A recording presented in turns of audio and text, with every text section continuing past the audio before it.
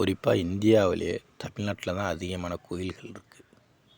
ஒவ்வொரு சிவன் கோயில்கள் எல்லாம் பழமையான கோயில்கள், 1000 வருஷம் 1500 வருஷத்திற்கு மேற்பட்ட கோயில்களாக இருக்குது. அவ்வளோ கோயில்கள்.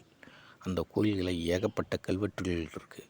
அந்த கல்வெட்டுகளை படியெடுத்து முறையாக படிக்க தெரிஞ்சவங்களை வச்சு படித்தாலே அதில் ஏகப்பட்ட விஷயங்கள் அதில் புதிஞ்சிருக்கு.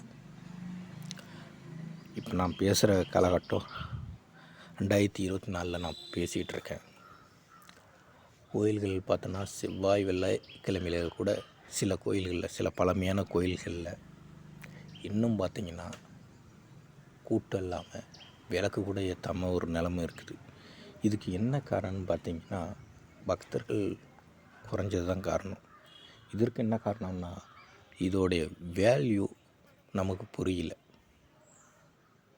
கோயிலுக்கு போகிறது, இறைவனை வழிபடுறது, அதன் மூலமாக கிடைக்கக்கூடிய பயன்கள் அதெல்லாம் நமக்கு புரியல. அதுதான் காரணம். அதனால் இதில் உள்ள பயன்களை நாம் புரிஞ்சுக்கணும்.